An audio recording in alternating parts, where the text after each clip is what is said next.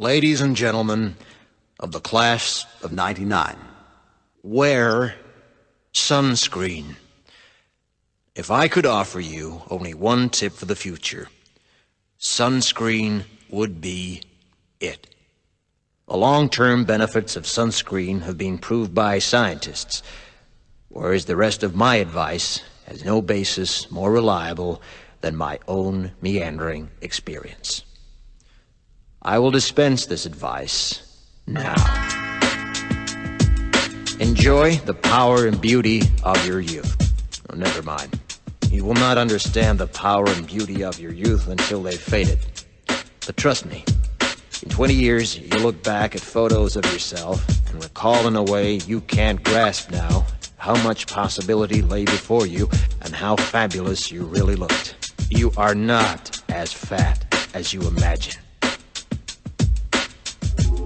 Don't worry about the future, or worry, but know that worrying is as effective as trying to solve an algebra equation by chewing bubblegum. The real troubles in your life are apt to be things that never crossed your worried mind, the kind that blindsides you at 4 p.m. on some idle Tuesday. Do one thing every day that scares you. Sing. Don't be reckless with other people's hearts. Don't put up with people who are reckless with yours. Floss. Don't waste your time on jealousy. Sometimes you're ahead, sometimes you're behind. The race is long, and in the end, it's only with yourself. Remember compliments you receive. Forget the insults. If you succeed in doing this, tell me how. Keep your old love letters. Throw away your old bank statements.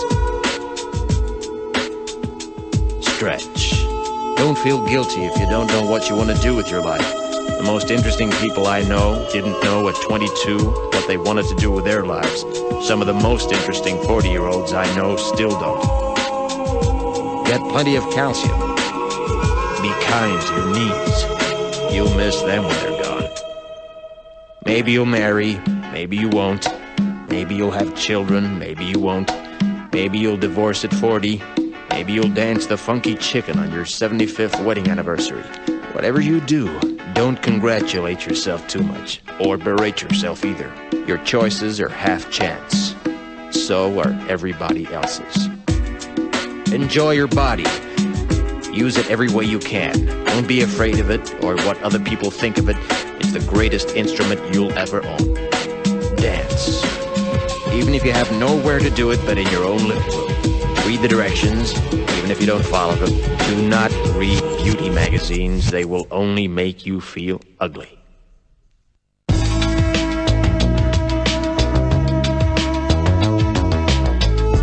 Get to know your parents. You never know when they'll be gone for good. Be nice to your siblings. They're your best link to your past and the people most likely to stick with you in the future. Understand that friends come and go, but with a precious few, you should hold on. Work hard to bridge the gaps in geography and lifestyle, because the older you get, the more you need the people you knew when you were young.